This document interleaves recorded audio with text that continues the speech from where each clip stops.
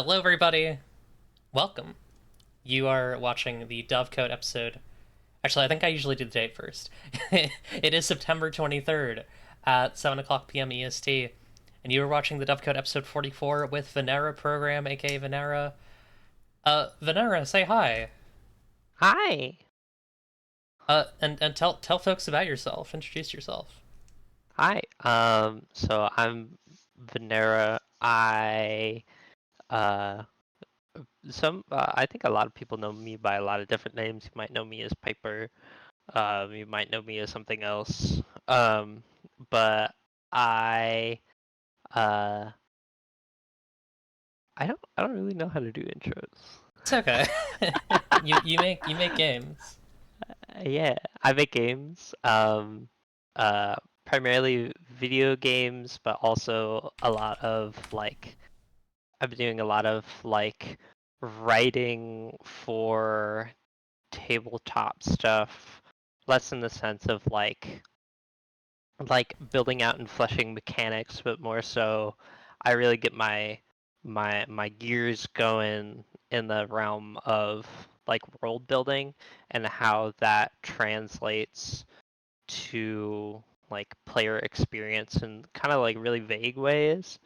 And recently I've been trying to focus a lot on like how to merge my world building focus writing with like, so how do I make this experience something that other people can also experience, you know? Yeah, that's very cool. I'm kind of curious. 'Cause I haven't really like asked you about this pre-show. Like, what have you been working on recently? What things have you been doing? I guess starting in like the table teacher G space. Yeah. So like I said, a lot of what I've been working on is like world building writing, and in the sense of I got really inspired to make a lot of different like environments and biomes, and then I realized that I can just and I uh, like the way that I think about writing is almost and also in like a music way, Hmm.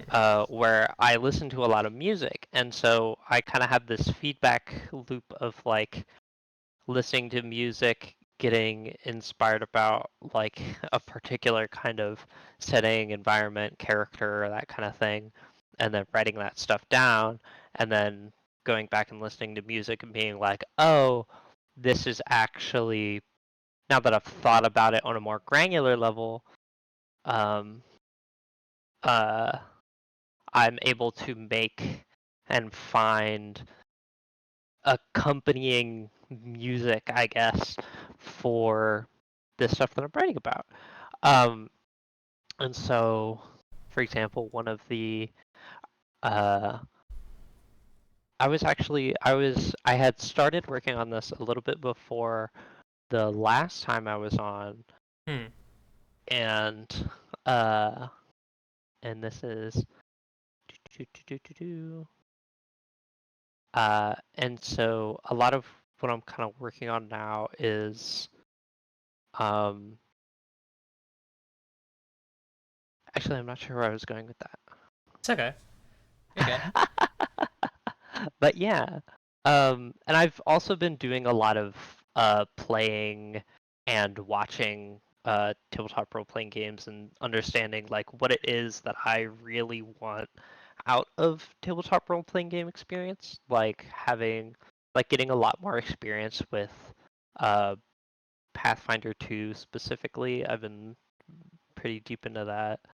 Um, but also uh watching or listening to actual plays, because my partner Maddie listens to a lot of them, and understanding like what is it that people really like out of actual plays, and how does that kind of translate mechanically Hmm. in that kind of way, and like how the experience of tabletop role playing games frankly differs like group to group, table to table, Yeah. and that's like less, I guess, on the ground work that I've been doing, and more so like I'm putting a lot of things in the pot. You're observing. Yeah, I just put the pot on the oven, and we're waiting for it to cook. Yeah. You're cooking. Yeah, I'm cooking. What games have you been playing with folks? I'm kind of curious. Like I said, primarily like Pathfinder 2. Hmm. I've also, let's see, inner cards. I'm really good at forgetting what games I've played. It's okay.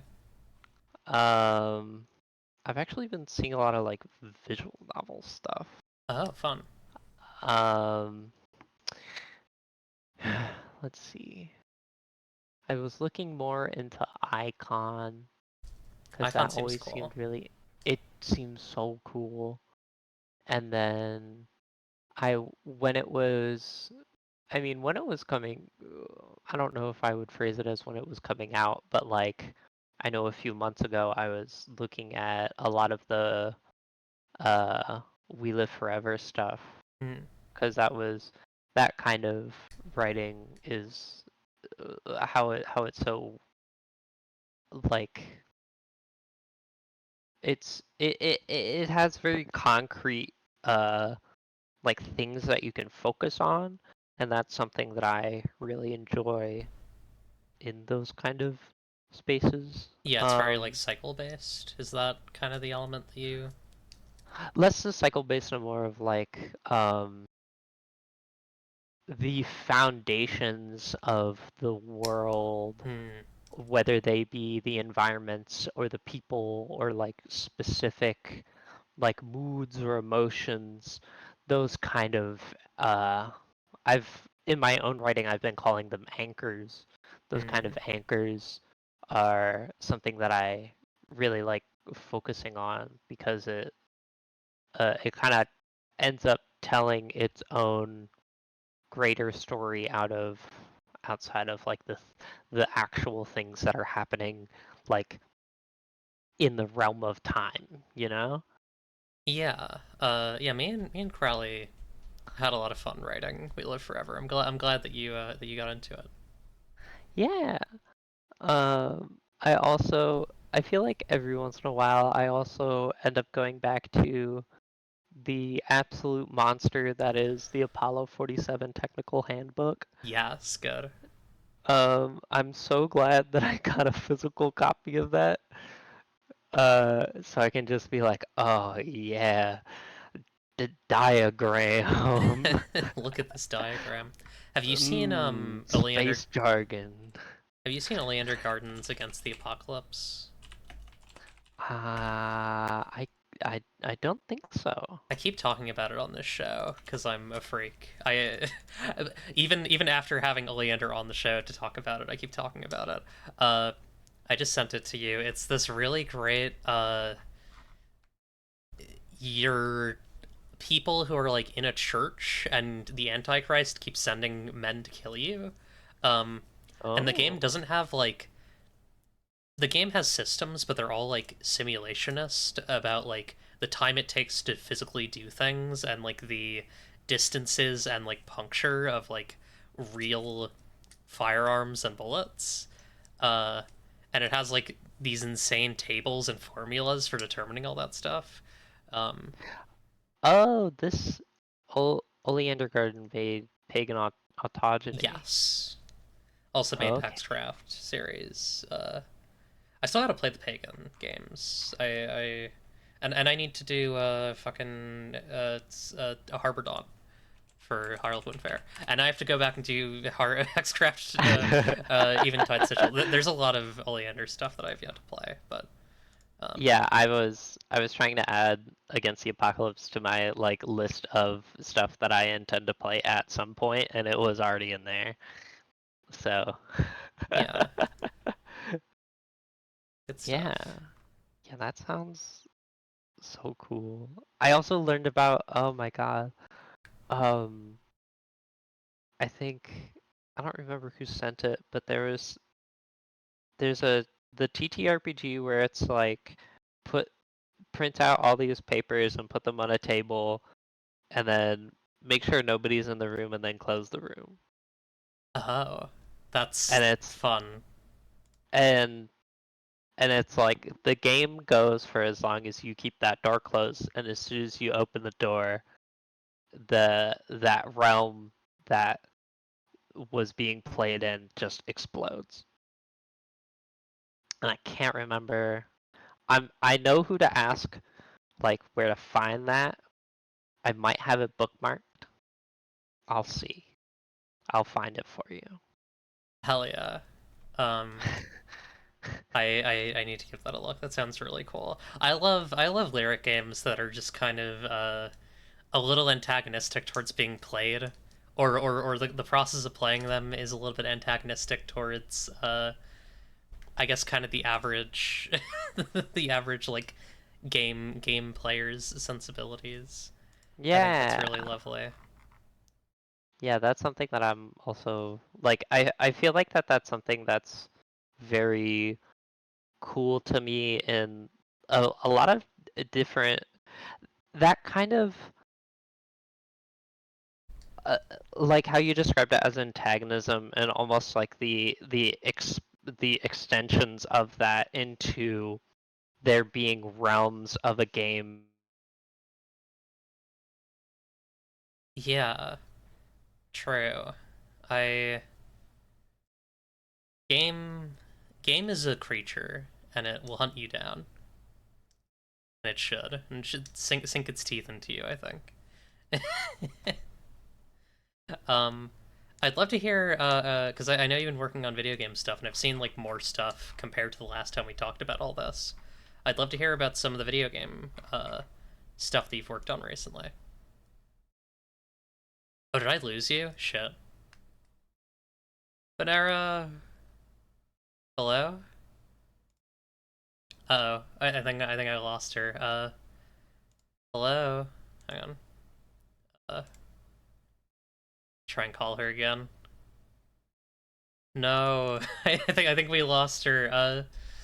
Well, oh yeah, that's unfortunate. I don't know what I do when I lose a person in. Oh, there you are. Hi, welcome back. My Discord exploded. Oh, I lost you for a moment. I was so scared. Dovecone to. Yeah, exactly. Hi, Hunting. Isaac. Um, I don't know what last you heard. I think I heard you talking about like games as a realm, and then I was talking about how games should hunt you down and they should be beasts that bite you. Uh, Yeah. and I didn't hear that, but I agree. yeah. And then I followed up. I was following up by asking, looking at your itch, there's a lot of video games that that you've worked on that we hadn't really discussed. Not hadn't discussed, weren't out, or weren't things you'd done last time we talked, and I'd love to hear about them. Yeah, so a lot of this year has been um like figuring out how to actually like healthily approach game development for me. Hmm. Uh because I realized that I actually had some pretty severe stuff surrounding burnout. And so a lot of the stuff that I've worked on this year has been uh things that have very strong external motivations. For example, the one that I worked on first, Child of Ruin, that I was working as a technical narrative designer on that team. I think we ended up, if you count like everybody, that was a 48-person team for Ludum Dare. Wow, big team. Yeah, it that had its own challenges, but that ended up being a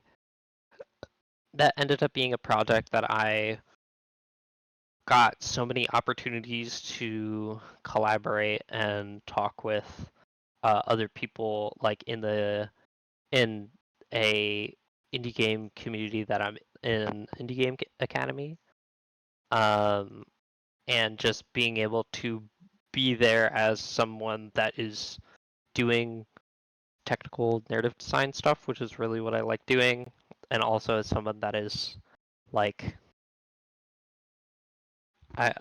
in some degrees like very openly trans and Mhm.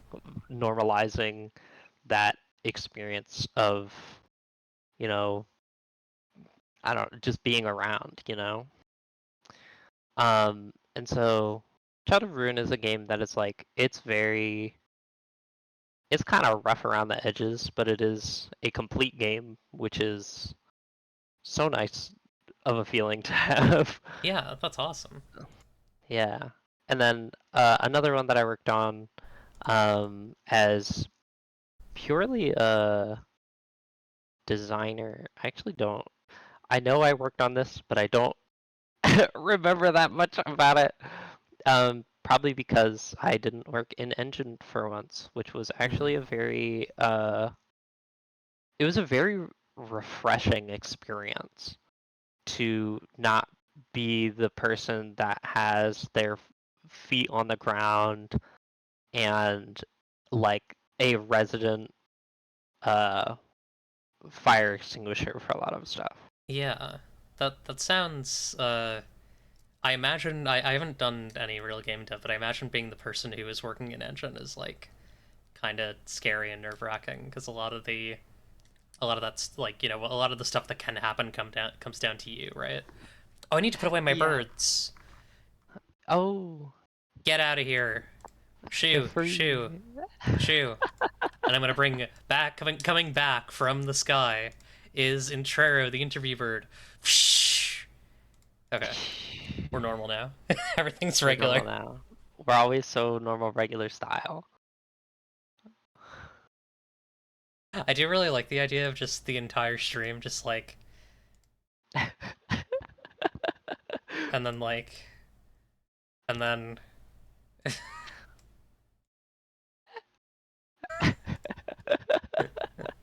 So true, D66 transformation table. okay, that's enough. Anyways, so true. D66 Um, transformation table. but yeah, and then I helped. I did a little bit of for Exquisite Word Euphonic Boogie. That was for a jam called Worst Visual Novel Ever Challenge. Awesome. Um, where it was like, hey, this don't make a good one. This isn't a bit. Make something that's dog water. Uh-huh. Um, and so I just it was that was also a really good time doing some writing for that game and just writing just absolute nonsense. Just having so much fun putting things that are completely incomprehensible into a scene for a visual novel. Hell yeah, that rules. We need a bad TTRPG jam. I think. Yeah, I think that'd be great. I think someone I should think do that. TTRPGs have a lot of room for being uh bad on Yeah, purpose. just the design is bad, not fun to play, not fun to look at.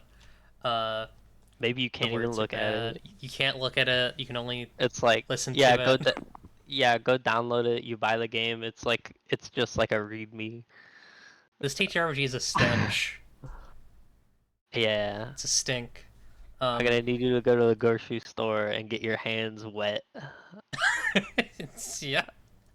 And then if your hands get dry by the time you get back home, then you gotta try again. You gotta go to the grocery store. Uh, wait until the cabbage gets misted. Rub your hands on it, like cover them in the cabbage water. The Uh, cabbage do.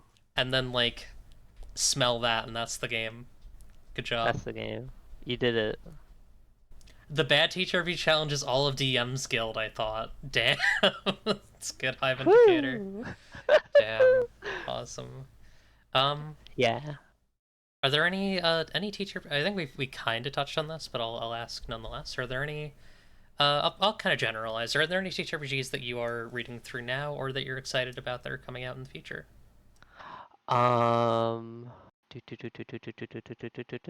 or playing now, or like Um. any? And Oh. what TTRPGs are you thinking about? I helped my I gave a little bit of money to my friend because they were thinking about buying uh oh man, what's that Kickstarter that like broke every record recently? Oh, MCDM did that one? The I don't know. it was like the Stormlight Archives or something. Oh, I would have thought that this was something that you covered on the show. That's why I was I like, whoa. probably did. Let me give this a look. Yeah, the Brandon Sanderson one, Yeah, right? Cosmere. Yeah, Yeah, Cosmere. yeah. I think that should be. I don't know anything about that. I just like reading. I just know that that guy is like a weird Mormon dude. That's like all I know about He's a him. weird Mormon guy. Oh my god, that Yeah, should be really funny to read about them. I'm intrigued. I guess my challenge is often that I just like don't really have an interest in um hmm. I feel like there needs to be like more of a spin for me to be like sold on fantasy and like a big fantasy Yeah, game with like a bunch of dice and stuff. yeah. Like it. I think it says a lot that I'm more excited to read it than play it. Right. uh, and that's kind of how I think you put it very well. It's like that's kind of how I feel about fantasy in general, outside like in the realm of tabletop RPGs, where it's like a lot of what I have been uh, getting out of tabletop RPGs is either doing like politics heavy low combat role play, um, or which is what I've been doing in Pathfinder, or doing uh, just sitting in my corner and writing my own little fantasy world. Stroking your chin and Stroking writing my chin. manuscripts. Do you, Thinking about how magic works and how it relates to the hydrological cycles of my world. do you see yourself doing anything like do you see yourself like doing anything product wise with those settings, or are they just kind of fun for you? Maybe. Um, that's that's another thing is like it's so early on where what I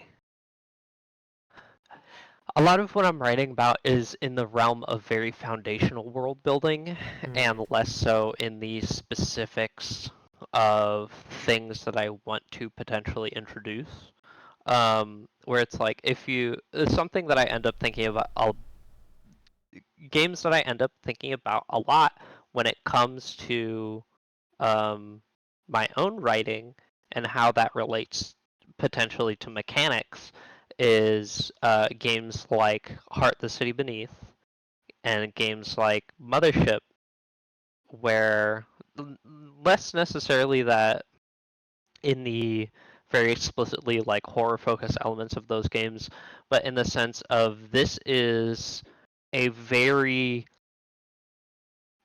real place where people have lives. And I Yeah. think that's something that's always been very the more that I experience like uh especially in fantasy stuff, tabletop role playing games, uh the more I want to be like I my anytime I make a character, this needs to be someone that is like actually like living here. And that's something that I really liked about We Live Forever is that these are people that have lives in this universe, and there isn't like an abstraction of uh like the power fantasy where a lot of time in those kind of games you can have something where it's like okay, we are moving as what is essentially like a squad that has our own opinions, but at the end of the day, shares the same opinion. Hmm. And then also, it's I don't get a lot out of roaming around in universes as a um protagonist micronation. I don't know how else to Right. phrase that. Yeah, a person who has a normal job goes about their day is way often overlooked because it's like that kind of thing. If I can find if I can find things that I enjoy and things that I find beautiful in my everyday life, why can't I wish the same for the characters that I also inhabit? Yeah, I feel very similarly. I think that like placement is really important. Uh, Yeah, yeah, and like everyday, day-to-day stuff I think is really good. That's been a big thing with Sapphic World is like all of the NPCs in that have like a place in the world that they kind of stick around, and also like the PCs are often like a big thing that I wrote for the PCs is like you are not tourists here, like you live in this place, uh, and so you should act like it. yeah. Tourists is like such a good way to put it. Where it. I'm I'm not a I'm not a tourist at heart. Mhm. I'm really not. Like I appreciate things for what they are, but I'm someone that likes to approach perspectives not from the tour like from the top down as a tourist, but like as someone that is actually like what like how like knowing people that are in those kind of spaces and like how people like really feel about stuff. Yeah, And then in the realm of doing world building, being able to uh start the way that it's been working for me internally is being able to build a world just period and then figure out uh how people came by later because yeah, that's how it happened with us. true. It's like if it's thinking about so what did prehistory look like, and not even a thing where it's like how this happens in a lot of fantasy stuff where it's like, oh well, prehistory is like the dragons, and it's like, okay, well then what's Right. before that? Like where I'm talking about geologic time. Like I want to know what happened. She's talking about geologic time, folks, and you gotta consider it. Yeah, no, I totally agree. I think there's a lot of stuff that like there's a lot of tropes that get overused, and then a lot of like things that are true about our own world like get completely ignored in kind of fantasy world creation. I think that's very apt. Yeah, Yeah. I've been Um. really enjoying that part of the creative process. Yeah. I think that's awesome. I'm excited to if you ever do anything with these things, any if you ever make these things public in any way, I'm excited to see what they look like. But also, I'd also just love to hear about them off air as well. They sound cool. Yeah, Uh, yeah. Yippee. How Yippee! do you feel about talking about the news? The damn news. Let's get into the damn news. Yeah.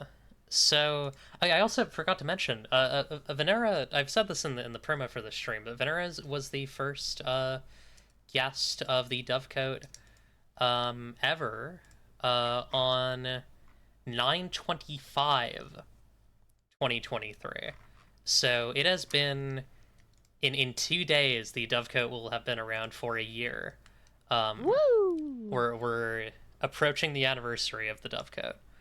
Thank you for Yay! reminding me of the bird, Lilith. So we'll uh, bring in Cordis, the news bird, who's coming in from from a realm, from a beautiful and mystical realm full of great trees and strange fairies. Um, hell yeah. So the news today is interesting. Um, I think we'll just go in order if you're okay with that, Yeah, Venera. go for it. Cool. So we're gonna start with a fairly a less intense thing that I think is good news. I think that this made me rather happy. I was chuffed, as the British Yeah. might say. Um, I'm finding my window capture because I had it. Okay, here we go. Um, for an email from IPR, from IPR's newsletter, um,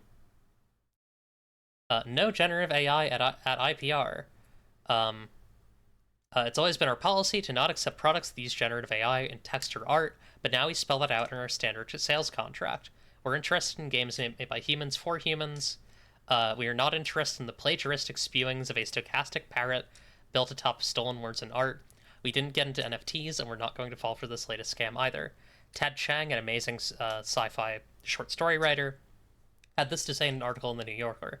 The task that generative AI has been most successful at is lowering our expectations, both of the things we read and of ourselves when we write anything for others to read. It is a fundamentally dehumanizing technology because it treats us as less than what we are, creators and apprehenders of meaning. It reduces the amount of intention in the world. And just Jafowski on Patreon had this excellent point. The underlying purpose of AI is to allow wealth to access skill while removing from the skill the ability to access wealth, which is very true. Four Eyes is a fish. Can I add some news that's not otherwise addressed? Um, if you'd like to message about it in the Twitch chat, feel free. I don't know if we'll talk about it if I don't have if I haven't researched it, but feel free to drop whatever, and we might talk about it. Um, but Yeah, yeah, and if you've got a lot of stuff that you want to like add as a comment to something or like a lot of links, you can always send it as an email too. Yeah, absolutely. Yeah, like you can also either I think sending as an email is another good way. Like we'll handle it in the third section, in the email section. Um, I think this is great. I think this is wonderful. Yeah. Um, can you explain to I don't think there would be any people, but I only learned actually what indie press revolution was it's Right. very recently. Yes. Um, could you explain them a little bit more if you don't mind? Yeah, so Indie Press Revolution is a company that does a lot of support for the creation and distribution of tabletop role playing games. The main service that they do, which I'm taking advantage of for Biotraffication, for example, is that they will take your game, that they will take copies of your game and for a fee distribute them to, uh, you know, to interested customers so that they have a storefront, and also distribute them to backers on Kickstarter or other crowdfunding sites. Um, and they're very good. I've really enjoyed like working with them and around them, and they've been very like corresponsive and understanding about stuff. Uh, and also technically a previous guest of the DoveCode, Nick works with them, but or is an employee at IPR. Um, but yeah, they're a really wonderful company. They do a lot of really great work for indie TTRPGs, and it's cool to see them take the stance. IMO. Yeah, I was also even though it's not the main topic of discussion, I was also really excited about the thing that's like right above that, Oh, about there being a discount and free shipping for orders of 200 or more to libraries, schools, and universities. oh shit, that's awesome. Yeah, I because um, education and specifically like technology and education is something that um, I haven't really been in that space in a while, but that's something that I used to be really passionate about. Where for a really long time, the thing that I wanted to do was actually just uh, be like an IT manager for a school district. Um, so anytime it comes to like educational resources, especially in the terms of like physical resources. That stuff has always been very interesting to me, and I think that's something that's also um, very interesting to think about in the combination of these kind of things, where um, having IPR as a storefront and like I wouldn't call them a real retailer Hmm. because I don't really know the etymology for that well enough. Um, but a storefront for games and other uh, like physical media in combination with it being popular enough in like libraries, bookstores, education spaces. I think that's something that is also really important for maintaining that relationship as something where uh, kind of like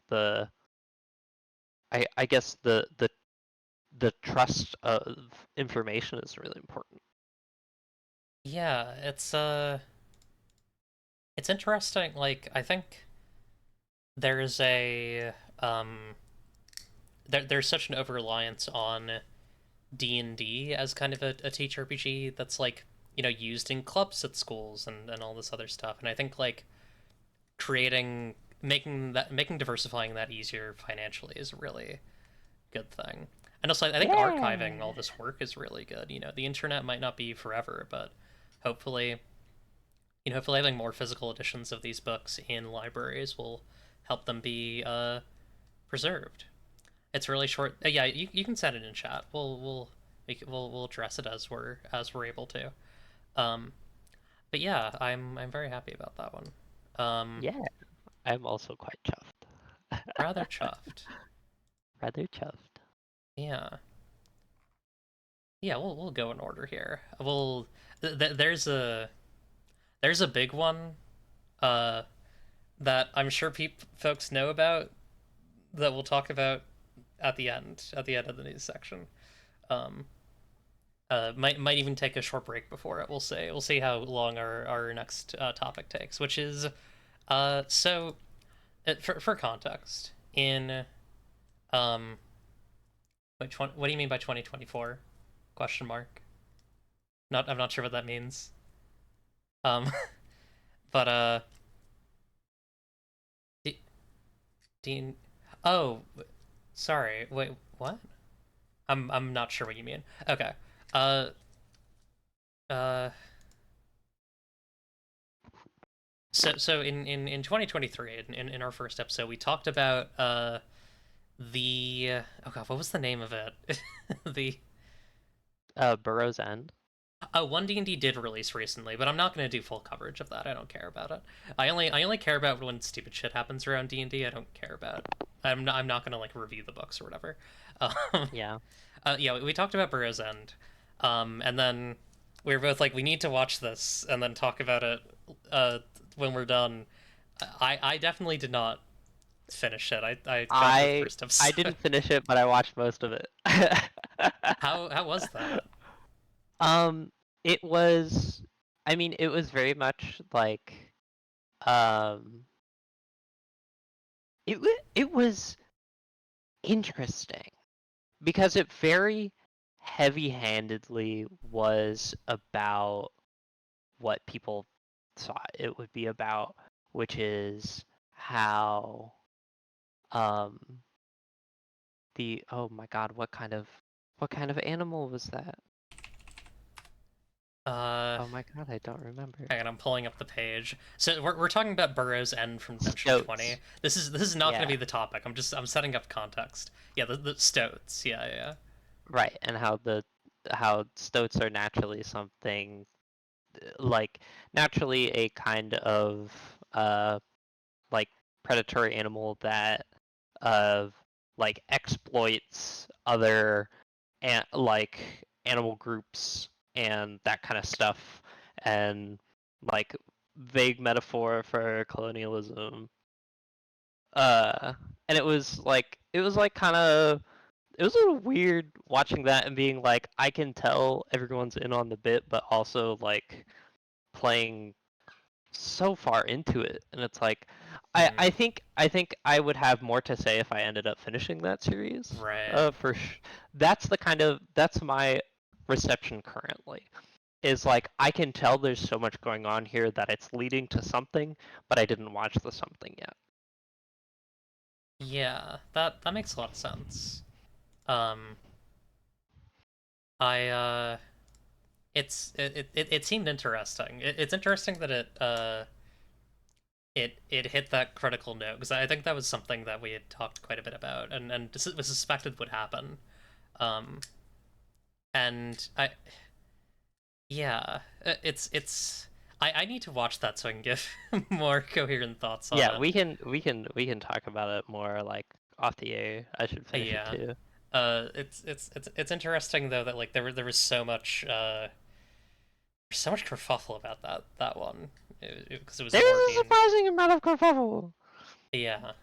Uh, and speaking of kerfuffle about seasons of Dimension 20, um, I wanted to talk about. I know we talked about it. I talked about it 2 episodes ago, but I want to talk about uh, the Misfits and Magic again because you and I have talked about Dimension 20 in the past, and I know you ironically you or not ironically, but fortunately you'd recently watched through Misfits and Magic 1 for the first time from Dimension 20. Uh, Yeah, I had finished that like a week or two ago. so Because you've fresh because they made the thoughts. announcement and I was like, oh, I've never watched the season, and then a friend of mine was like, hey, we should watch that, and I was like, sweet. Yeah, it is not ironically. It is 100% like there is a clear cause and cause and effect. Um, Yeah, yeah, yeah. but yeah, I'm curious. What do you think of that first season? I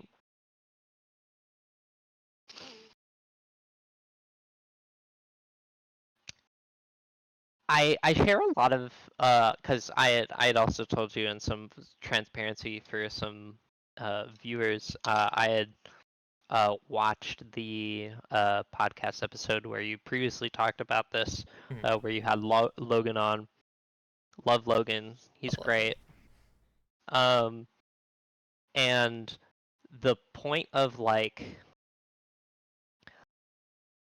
n- like why, like you didn't have to keep bringing up that you were parodying Harry Potter like it's so obvious. Yeah. Like I get it. But it's also like there is a lot of there was actually a lot of things in there that I found really uh compelling from the angle of like, oh, this makes sense as what would happen if you have a like a, like a corrupt British boarding school of wizards who don't take safety classes. Hmm. It's like this is actually, when you think about it at a like pragmatic level, this is horrifying. Like this this situation is um like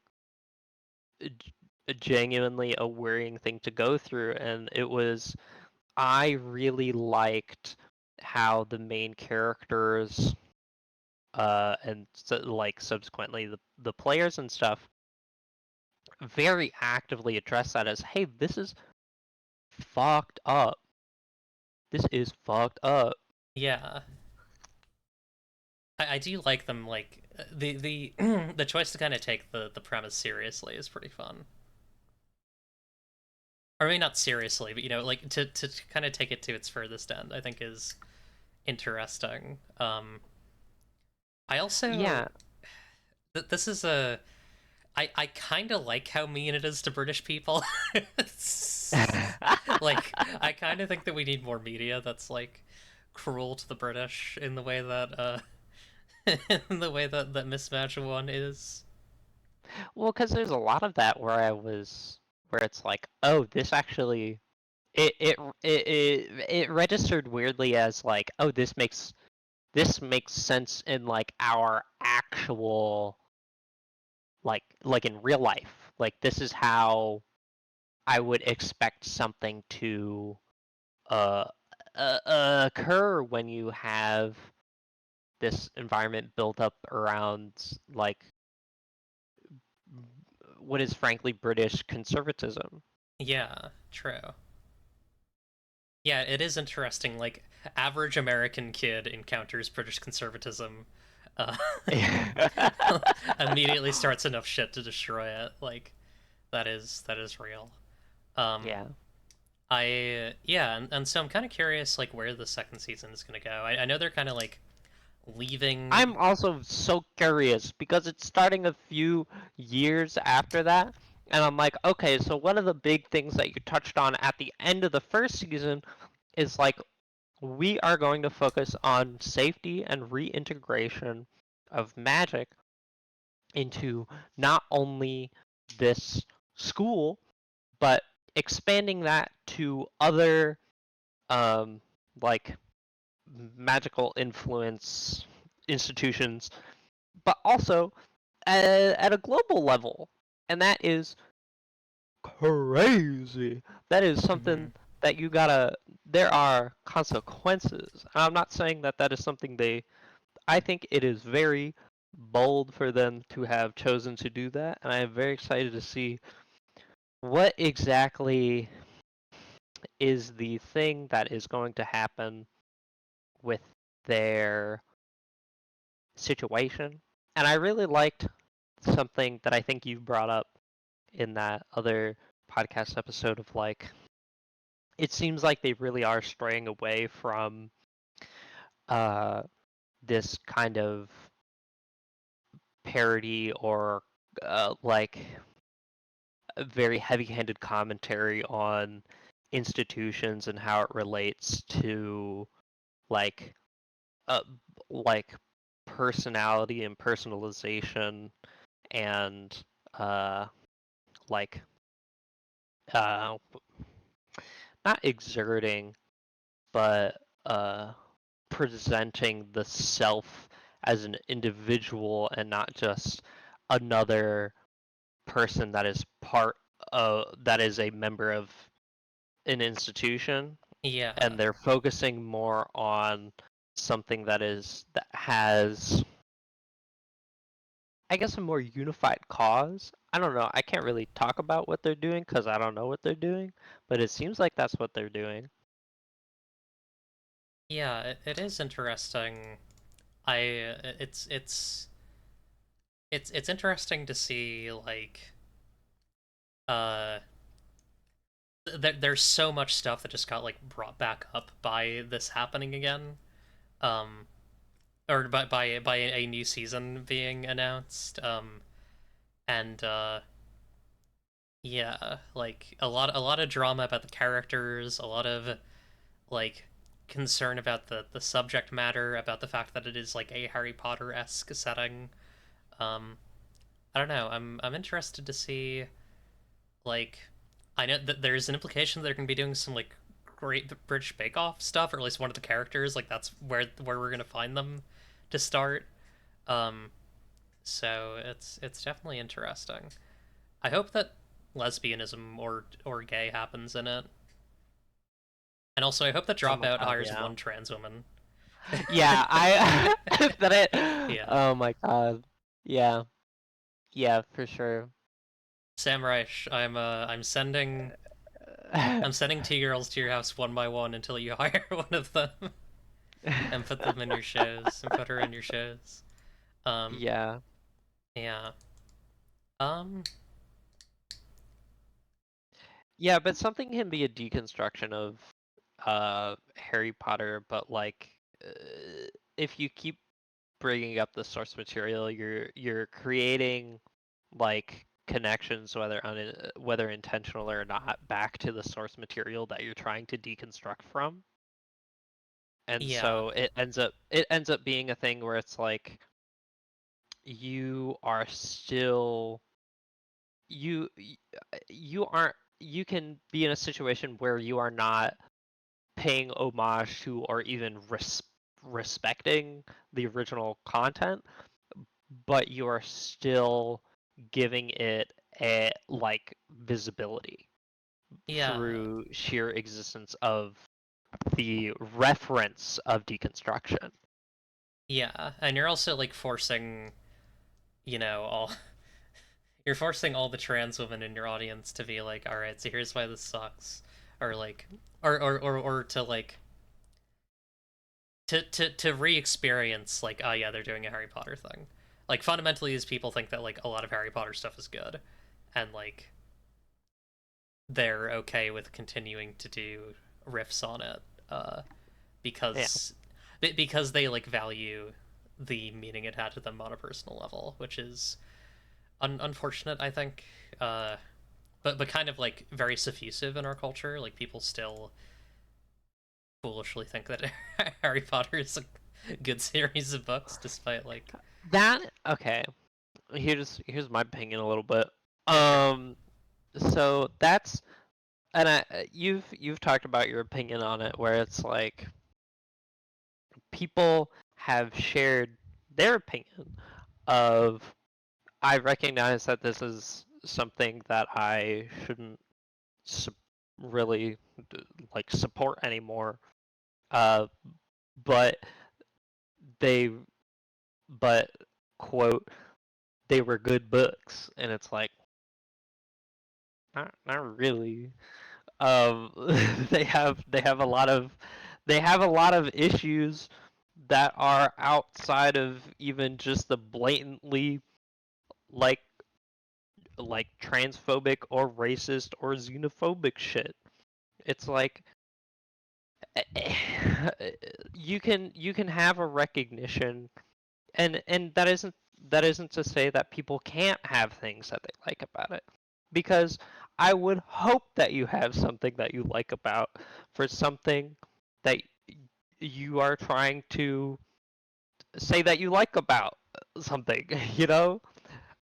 And so what I'm I guess what I hope out of more people is less to say like, "Hey, I really like this part of Harry Potter specifically," and be like, "I really like this thing."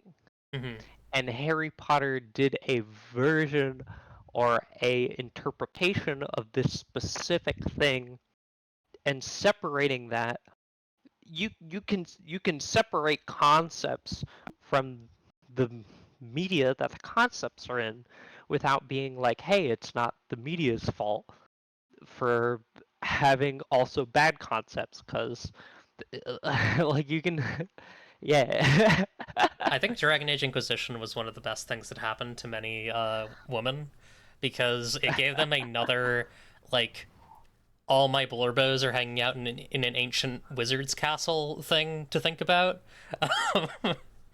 uh, yeah. Yeah, that I don't know that much about Dragon Age, but hey, big shout out in the chat. Mm-hmm. Ursula K. Le Guin's words on old Jackal Racks, Mm-hmm. pretty much exactly what I'm talking about. Yeah. Where it's like you can have the concept of wizards and be like, hey, wizards are super cool. I really like this thing about wizards, and not it's a fiction doesn't have like there's no magic runes of fictional patent in storytelling. Yeah. I not to use a very specific Harry Potter reference for this, but the bit well, yeah, people were drawn by the fantasy, not the actual quality of the text. Because Right, and like yeah, that's what I'm sorry. getting at. Uh No, yeah, I didn't mean to interrupt you. No, sorry, I got distracted by a message in chat. But yeah, no, I do agree. I think something did draw people in, but I don't think it was the For quality of the sure. text. I think it was especially as it went later on, and people and her editors were afraid to edit her books. Like, I recommend Actually, I don't recommend reading it. Listen to the Shrieking Shack podcast. You'll understand. Uh, Harry Potter podcast for lapsed fans. They do good stuff. They talk about the good and the bad and the ugly of that series in a way that I think is very good, and they're a lot smarter than I am. uh, but what I was gonna say is not to use a Harry Potter reference, but to do it anyways. You know how the fucking book in the second book, uh, when he stabs it, it like bleeds ink.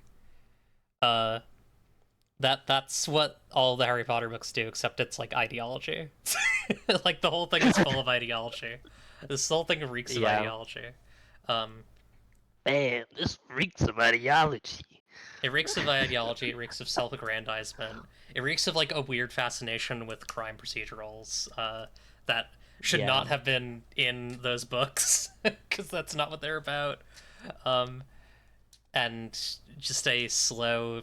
The problem is that like people talk about Harry Potter as if it became more adult, but the problem is it didn't. Its genre just switched from like pretty good kids magical adventure to like pretty bad crime procedural film noir. Um, It's so true. and that's not more mature. It's just a like it's just a different genre. um, and a worse genre for the thing that I was specifically trying to do. Like if I have one thing to say about fucking if I have one good thing to say about the Percy Jackson books, my understanding is they at least stick to like the children's whimsy genre for their whole run, and I think that's good. I think you kind of need to do the thing that your books do, or else you need to like make a different project. Um, Especially if you don't know what you're doing with the other genre that you want to do. Like that's the real problem. Is like J.K. is just completely, she's an incompetent mystery writer. Um, or she's not an incompetent mystery writer. She's an incompetent adult mystery writer. She can write mysteries for kids, but she cannot write Yeah. mysteries for adults. Um, Yeah, I've never thought about that series as an adult mystery series, like a single bit. yeah, but it really tried to But be towards the also, end. I don't really know what happens towards the end. It gets really Because bad and confusing.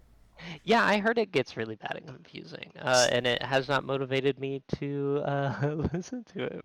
All the objects in all the objects we've seen over the course of these books have actually been the secret fragments of the main bad guy's soul, and you have to destroy each one to defeat him. But watch out, because the wand that he's gonna use to try and kill you, uh, he thinks it belongs to him, but it actually belongs to you. So you're gonna defeat him because of wand lore, a concept introduced Wand in lore. nothing. The concept was introduced in like interviews with J.K. Rowling. Uh, it's inscrutable. You can do so much cooler stuff with that. Yeah, see the power scaling on Voldemort versus Harry's mother's love for him. Uh, you have to know that going in so that you can understand why things happen the way they did. Got it. Okay, okay, Yeah, okay. but no one should have given her a pen. Like she just completely lost track of what she was even trying to do. Um, do we want to take a short take 5 and then we'll talk about Yeah, Big Bad Con? I was literally about to suggest that. Alrighty. Um, we'll be back in 5. We'll be back at O5. See y'all then. Be right back. Yeah.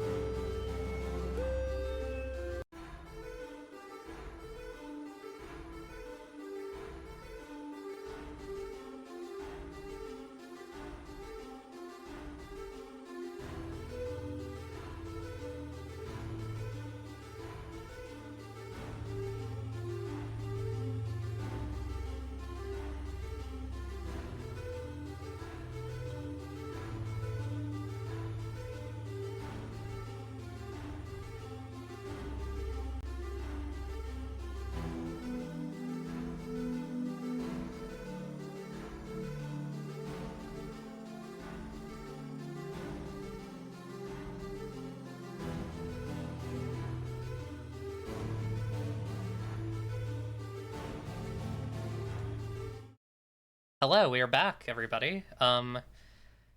We got to talk about again for the third week in a row the Big Bad Con boycott. This morning, literally this morning, I got this email. I knew this was coming. Or I knew an email was coming. I didn't know what the content would be. Um, from Omna, uh, which says I'll just read through this because I think it's worth doing. Um, Hello, folks. We hope you've been well. Asler and I are here with another update regarding the Big Bad boycott. Big Bad's community coordinators have emailed us with an update on their decisions and progress thus far. Our email communications with them over the weekend can be found in the demand letters timeline. Unfortunately, Big Bad has decided to double down on censoring the phrases anti-Zionist and from the river to the sea. They continue to hide behind safety concerns, despite the community telling them that such censorship is what makes us safe. They also cite a plurality of meanings for such censorship, implying that the banned phrases are anti-Semitic, a tactic that Zionists commonly use to shut down pro-Palestine activism. This is a disappointing turn of events, as the convention has demonstrated an unwillingness to fully meet our first and second demands. However, there is still 1 week before a boycott comes to fruition. In that time, we encourage you to speak up, both publicly and privately, about why Big Bad's decision is unacceptable and insidious. If you have friends and colleagues who have yet to pledge to the boycott, invite them to do so. It is only through collective public efforts that we've been able to make Big Bad move even a little on this issue. With increased pressure and a chorus of voices, I believe that we may be able to see a better outcome yet. We'll reiterate that we do not condone harassing the Big Bad staff or volunteers. Speaking up is encouraged, but please be mindful of how you do so. Again, we can make our voices heard and get our points across without resorting to such harmful tactics. Thank you once again for joining us and standing in solidarity with Palestine from the river to the sea. Sincerely, Amna. So, I'm actually just gonna swap which tab this is on. Yeah, it's rough out here. Let's I wanted to first of all, I want to get the website. I think that's on here because I do want folks to. I want to encourage folks to sign this. Fill out the form here if you'd like. Put some more pressure on these people. So, some bits from the receipts that I thought were interesting. I'll where was the starting point? So you have this bit of correspondence from Big Bad Con. Then September 3rd, Esther reaches out to Nathan. There's like a 13-day period, like from September 7th to September 20th, where Big Bad Con just does not correspond with Esther or Humna, despite them like doing the fucking the boycott.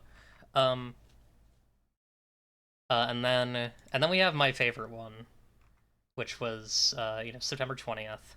Favorite bit of correspondence from them, which I'm just gonna read out. Not really favorite. I'm very annoyed by this paragraph. From our research and speaking with consultants, we believe that both phrases have a plurality of meanings about anti-Zionist and river to the sea. While we agree with some interpretations of the phrases, we want to be clear in our stance and the actions we believe should be taken, which will be included in our forthcoming public statement. Fundamentally, this reads as, and I think is pretty clear, regarding the second demand, allowing events to include anti-Zionist language, we started that work by drafting an event approval policy for reviewing and approving future event submissions. The terms anti-Zionist from the river to the sea will not be permitted on our website for the following reasons.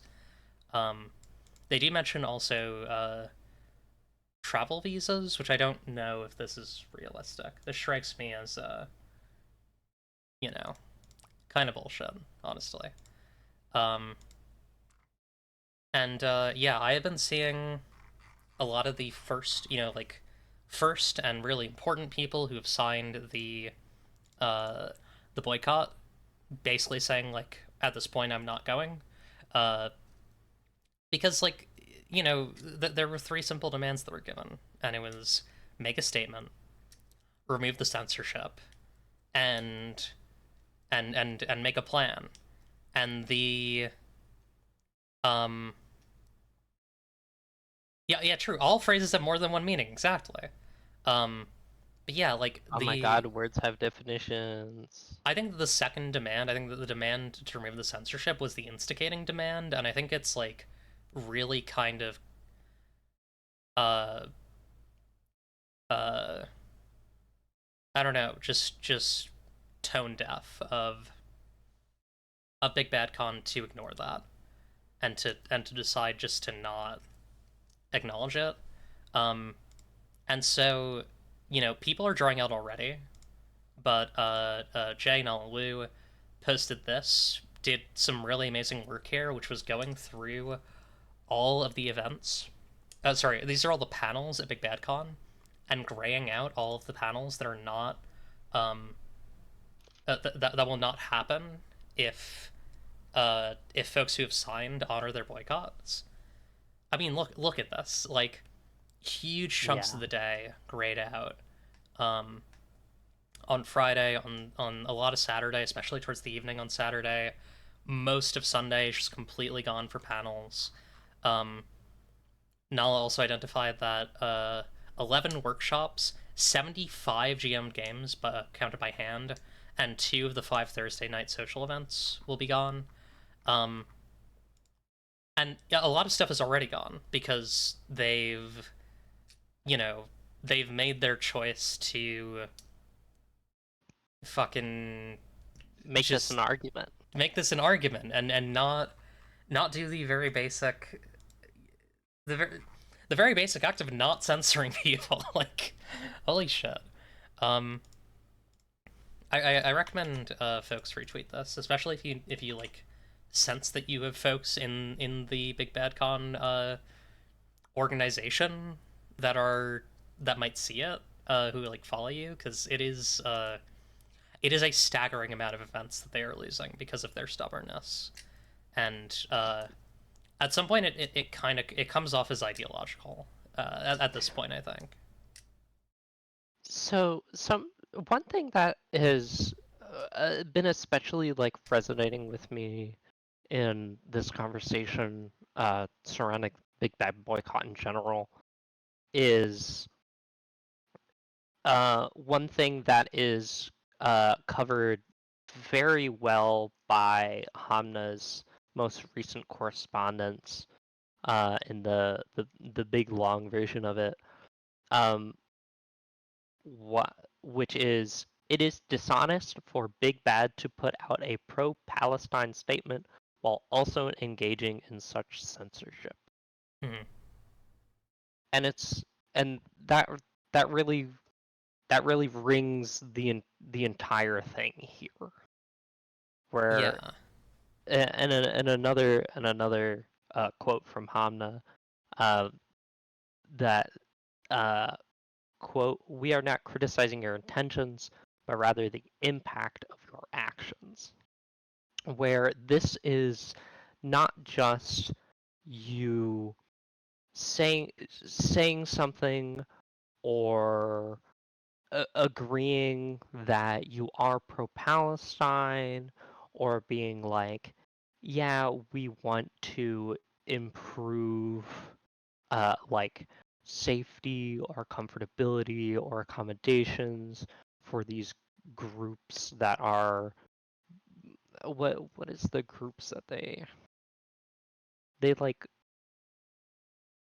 yeah they and this is quoting the Big Bad Con management Yeah. quote, how to make the convention safer for Palestinians, Arabs, Muslims, and anti-Zionist Jews. um and I feel like there are steps that are being presented from the boycott uh, organization and the people surrounding and supporting it on how to make the convention safer, and that advice is not being followed. Hmm. Yeah, I very much agree. I think that there's a huge gulf between. I think that they're going to use. I think again and again they've used like language and consultancy and like statements and words to shelter themselves from the fact that they have from criticism of the fact that they have not done anything.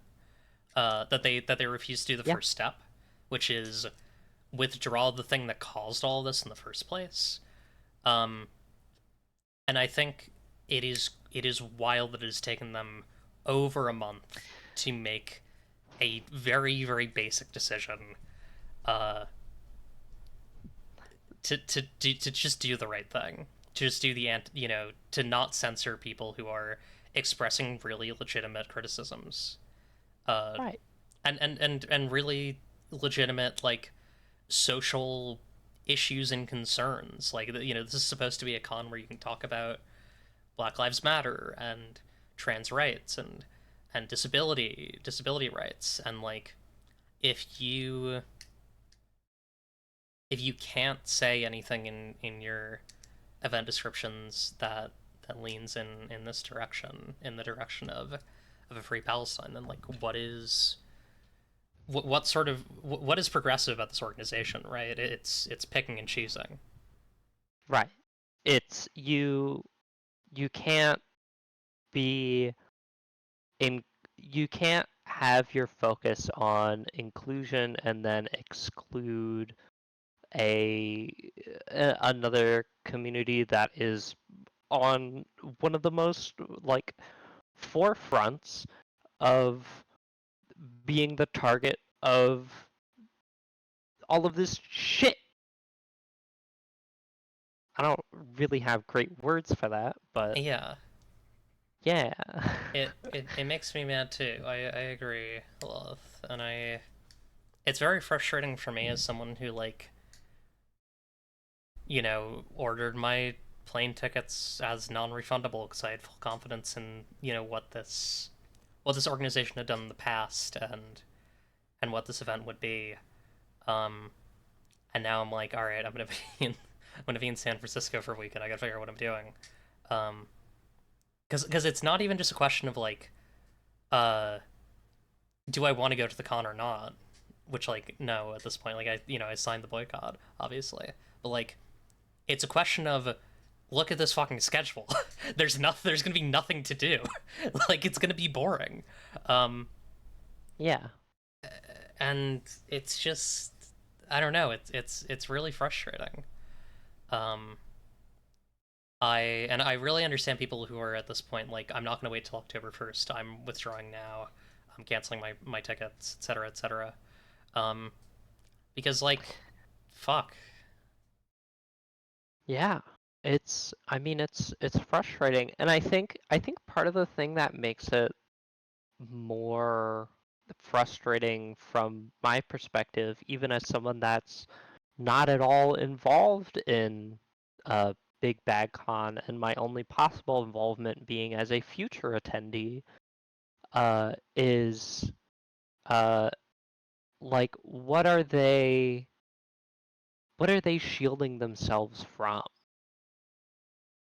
Why is it so difficult for them to apply the not even just apply the advice they are given, but be more transparent about why they're making the decisions that they're making, in the sense of they say a lot of things that they want to do and that they intend to do, and we have seen things that they have done, but they and I haven't read all of to be fully transparent, I haven't read the majority of the correspondences Mhm. between the boycott organization and the Big Bad Con organization. But from my, at least, reading of the some of the most recent correspondences, it it doesn't seem like it feels like they are being very reserved, and I'm not sure what they seem to be. This kind of thing always feels like a, I don't want to call it a fear thing, but that's what it tends to be when it comes to organization and and like corporations, where it's like, why won't you make the public statement? Like, Yeah. this is something, I understand, like, needing time to talk about these kind of things, but it's also something that is, it's it's not a matter of will you do this or will you not do this. It's a matter of you've said that you were going to commit to doing this. Even just saying, hey, I don't know how we're going to do this, is something that is and should be acceptable as a future of an organization where there is a lack of confidence and uncertainty when it comes to institutions that feel like they have authority. Yeah. I think part And of that might this, might be me projecting my morals a little bit, but yeah. Part of this for me is like the plurality of meanings thing really is a very common dog whistle. And so I'm yeah, like, I think the answer honestly is these people do not hold the same views on this issue as the folks from the boycott do. Um, and are desperately trying to, or at least the entire organization doesn't. And the people who don't hold those views are desperately trying to hold on to some smidgen of power and some smidgen of like, uh, they're trying to make this ephemeral. They're trying to make like this just a blip on an otherwise like, you know, an otherwise like quote unquote untainted con. And the right. problem is like you've made a con that has expressed itself to be political, and so if there are certain political or like to be progressive specifically, if there are certain progressive issues that you don't want to uh that you don't want to hit on, you gotta tough shit like you know it's game over. Like you gotta you fucked it. Like you're clearly you were not that you're not that committed to progressive politics. If this is if this is the line for you, um, but yeah, Yeah, it's and part of the other problem is like there is a slope to this where it's like what goes next. If somebody starts saying if the media starts saying like oh yeah Black Lives Matter is a statement of violence, like it has a plurality of meanings. If they say trans rights has a plurality of meanings, if they say uh you know um fucking if they say women's rights like it can go yeah, further and further and further. Like ultimately this is not a good excuse not to allow independent people at your convention. This isn't even related to the statement. You've already agreed to the statement. This is about independent people um wanting to make a statement in their event description. It's really not that big of a deal. Like it's not that they're trying to find reasons they can't do it because they don't think it's right for these things to be said. But fundamentally, it's not that big of a deal if you know anything, basically. Um, yeah, and so I will say like I will probably go to some of the con. I'll see if there are any panels I want to go to. If they fix this by October 1st, I'll probably run my games on demand that I have scheduled. But if come October 1st they haven't fulfilled all three demands, I'm not going. Like I'm just gonna take a vacation in San Fran, like, uh, and I'm gonna like on their dime, basically. And I'm gonna go to like whatever other stuff folks who are in the similar situation to me wind up running. Um, yeah. So yeah, yeah, the consultancy thing is so stupid. Responding to what Lilith is saying, like it's such a shield. It was such a distraction. And it's such a it's just such a decision not to take action. Yeah, I'm definitely going to the aquarium. I've heard the aquarium's great.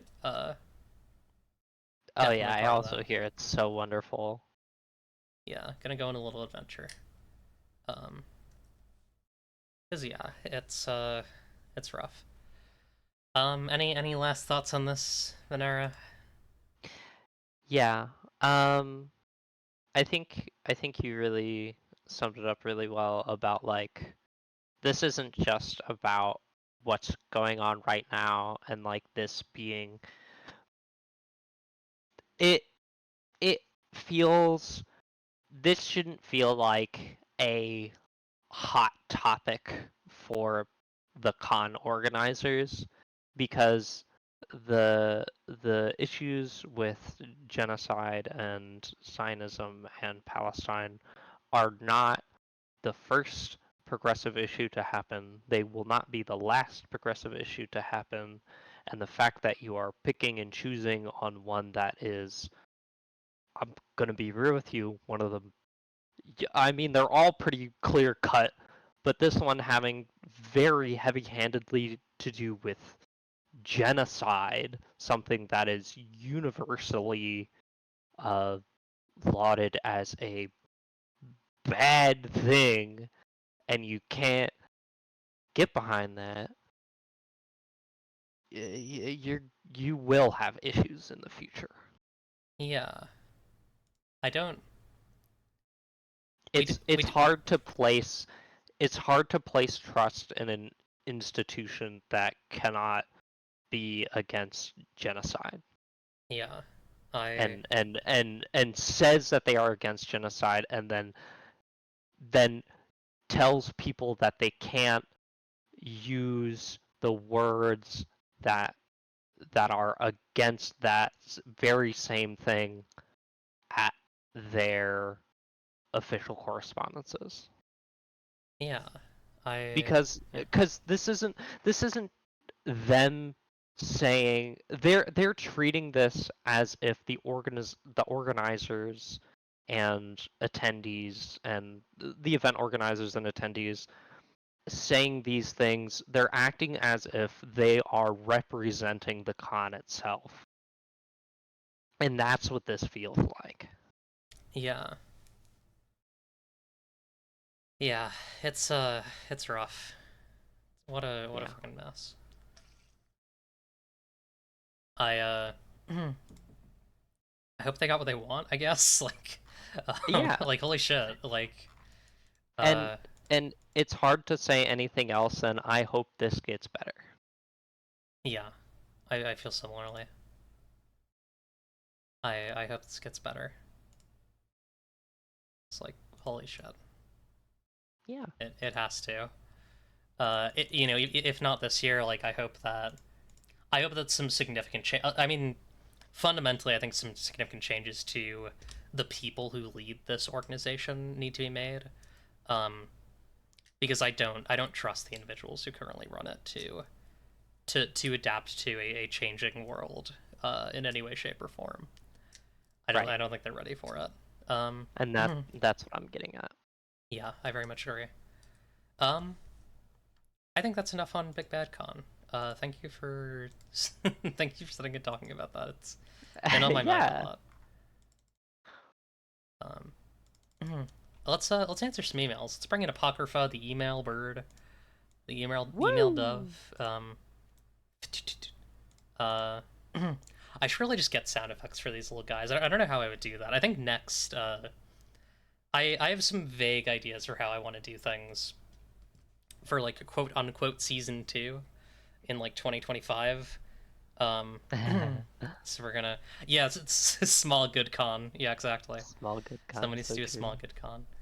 Um, so um, we have email. We have an email from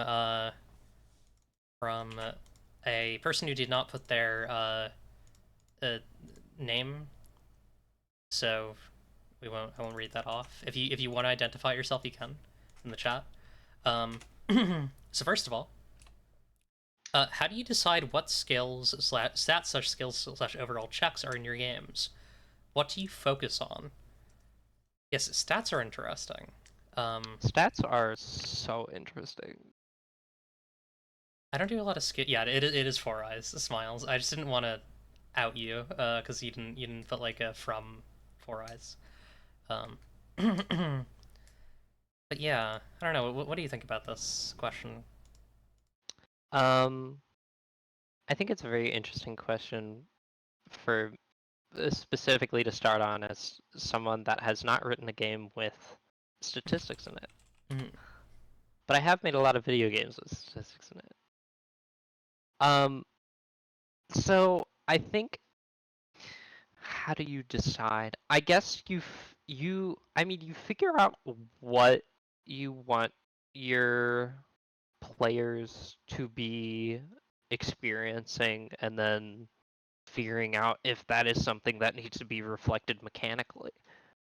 Something that I end up thinking about very often when it comes to game mechanics is the concepts around rules aligning, and that's a concept that is uh, used in game design, whether people recognize it or not, especially in the realm of tabletop role playing games, where there is a lot of stuff that is inherently theater of the mind. A very popular example of rules allied for people that aren't as familiar with that concept is, for example, if you are playing a game where there is combat and you roll your arbitrary dice to hit an arbitrary number with your arbitrary bonuses, and you go, hey, I swing this big sword, you are not going, you as a person are not going, I adjust. You don't go through all the motions of as if you were actually swinging the sword. You go, I swing the sword, the number says how well I did. And so you are aligning the fact that there are motions of, in this case, swinging a sword. Um, and so that's the kind of thing that I tend to think of first when it comes to stats and skills and overall checks is what what is the thing in the part of the player experience that is uh, modifiable in the sense of progression, Mhm. because that's the kind of thing that I've noticed with games is that you don't tend to have statistics without progression of statistics. And of course, there's always an exception to every design principle, but there is but that's what I think of first is what does not only the player experience look like, but the the progression of the player experience look like. Yeah,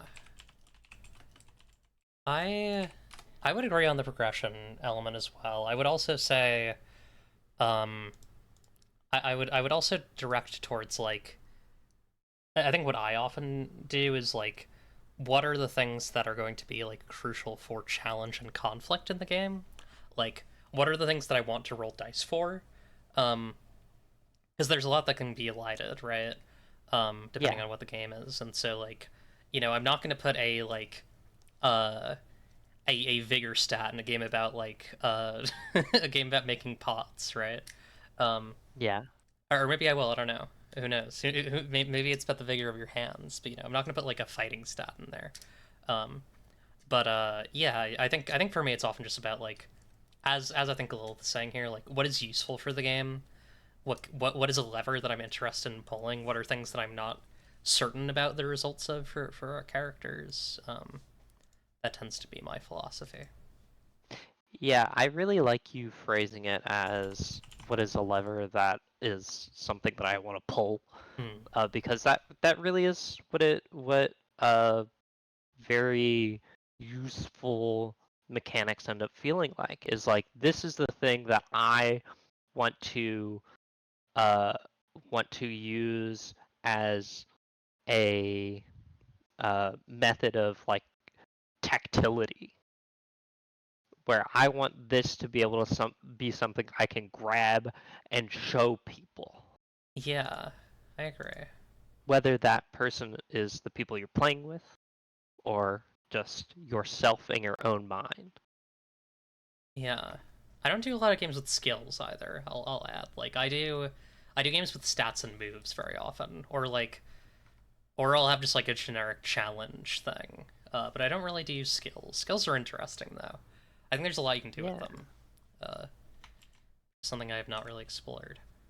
Another question from Four Eyes. Do you have any advice for mixing crunchier gameplay with a deep flavor premise? I guess what you mean is like combining crunch with like narrative elements. Hmm. Yeah, that's an interesting one. Crunchier gameplay with a Interesting deep wording. flavor.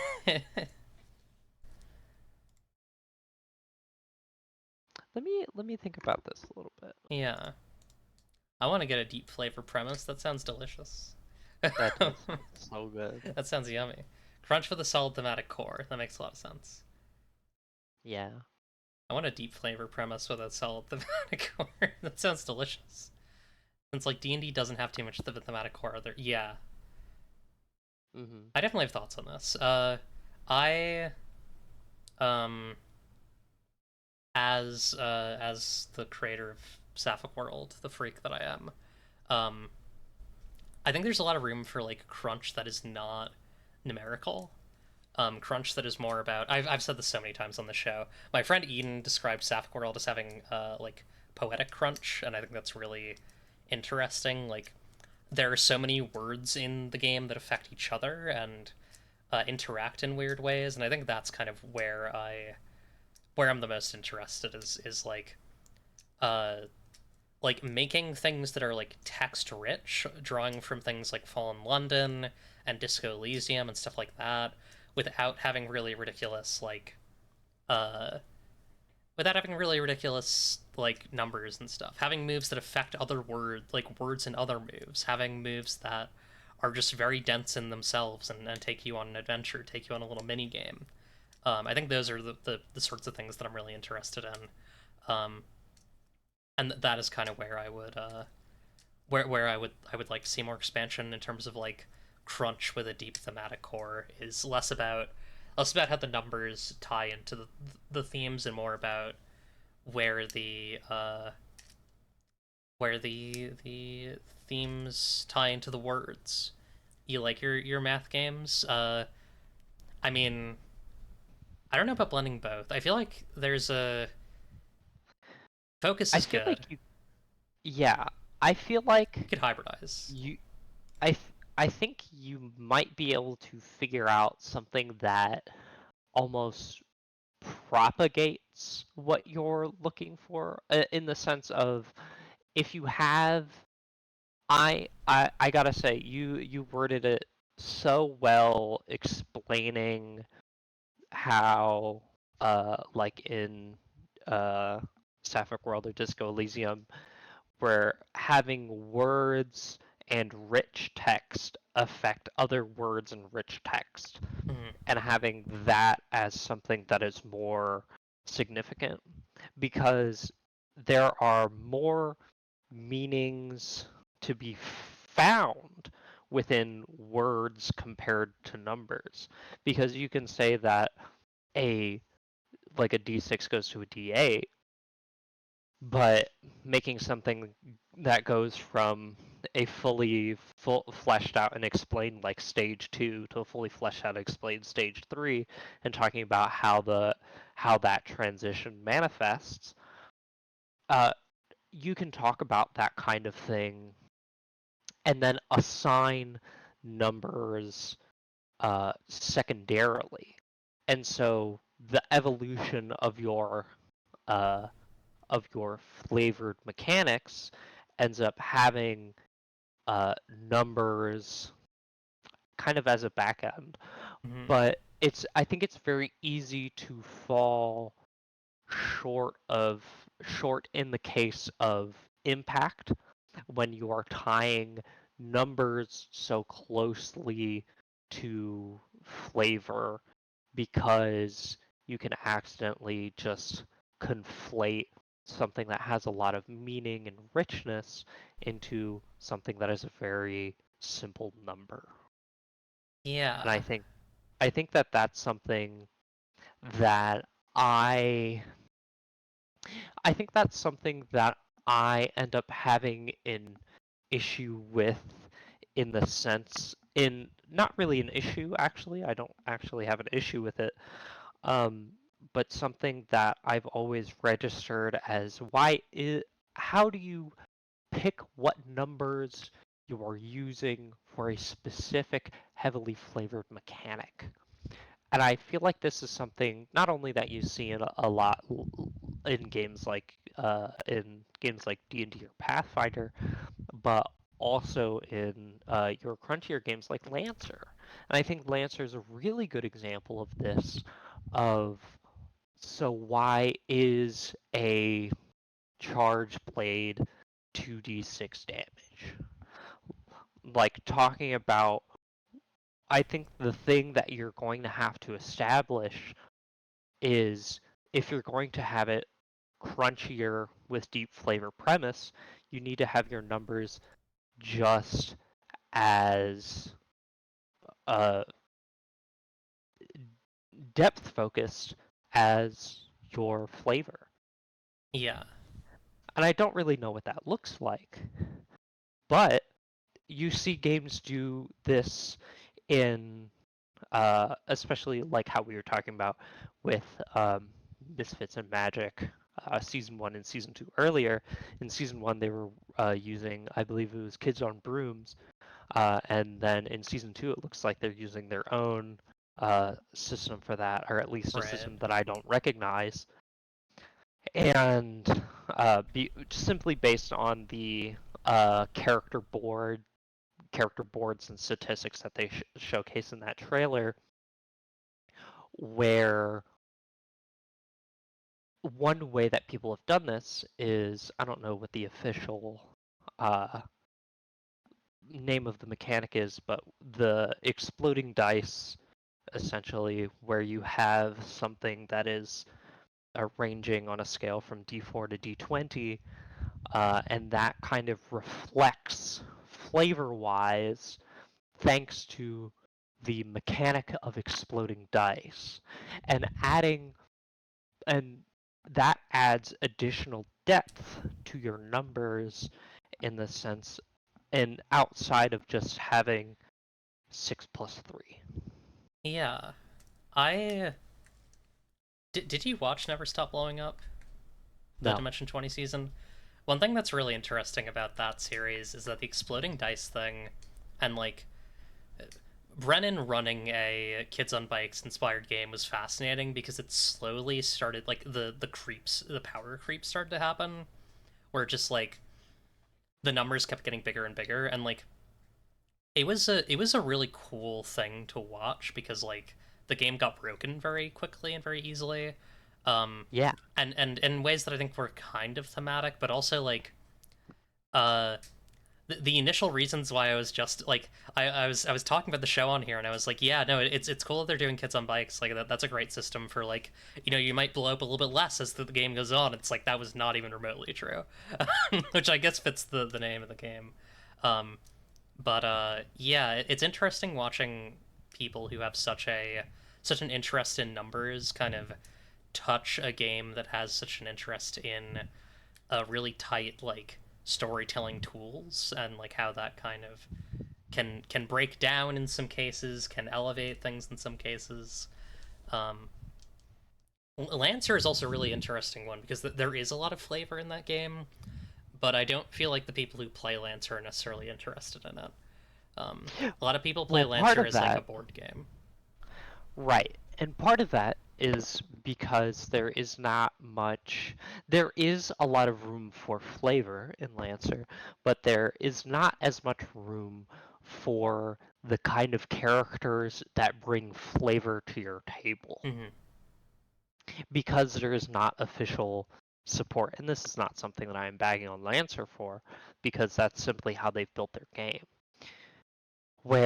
But I very wholly recognize that Lancer is not a game built for having very in-depth narrative things. Just in the same kind of vein of how Dungeons and Dragons has a very similar issue, Yeah. where that's something where there certainly is flavor to be found, and there are things that can help you with roleplay mechanics and facilitate some of the things required for that kind of play, but it is not one of the forefront mechanical focuses of those systems.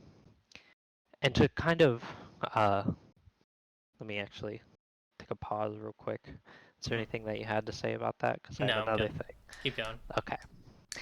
And to kind of rewind a little bit, talking about how numbers and flavor kind of represent themselves, an example that I've just thought of now is a games where you see numbers at the forefront are MMORPGs, where at the end of the day, the thing that people care about the most is what numbers you have.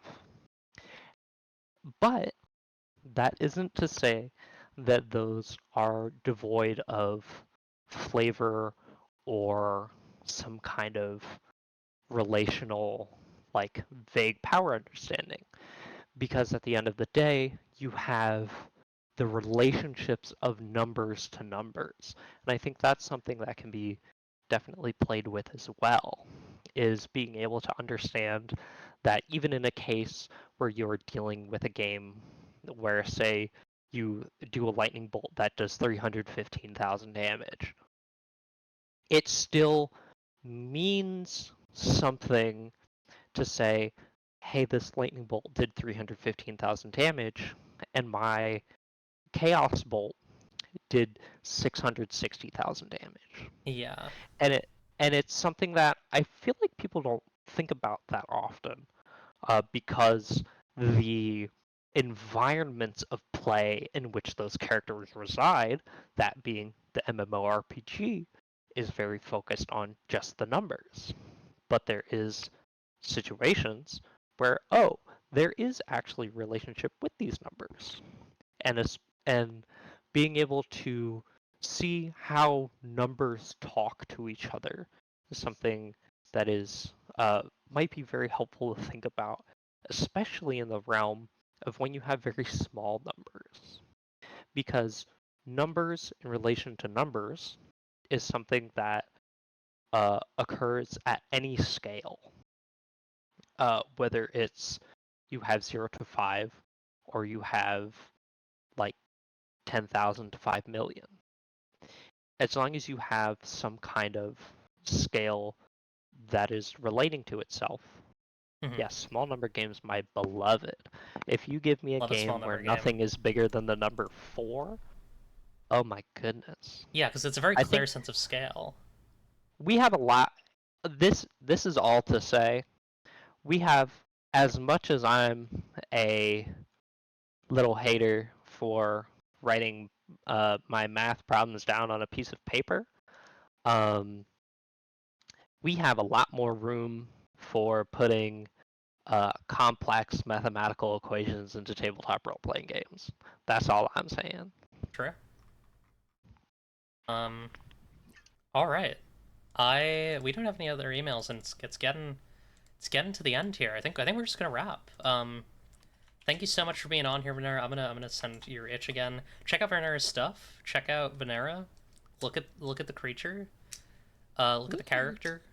And I'm gonna raid someone on Twitch. Yeah, I'm actually gonna put my I'm gonna put my Discord in chat too, Fuck because yeah. I would link to co-host, but rest in peace. Get in there. Um, Who's streaming? Are any of my like friends streaming? Not really. Okay. I'm gonna stream. I'm gonna raid Shinigami Eater, who's playing Basilisk 2000, which is an Akuma Kira game that I've been meaning to play at some point. So I probably won't watch that, but go say hi. Go say hi to Shinigami Eater. And yeah, thank you all for watching. You all take care, and thank you again, Venera, for being on. Yeah, it's so nice being on here. All right, everybody. Bye.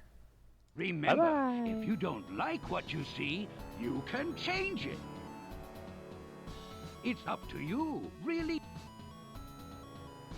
Goodbye, good luck, and have fun!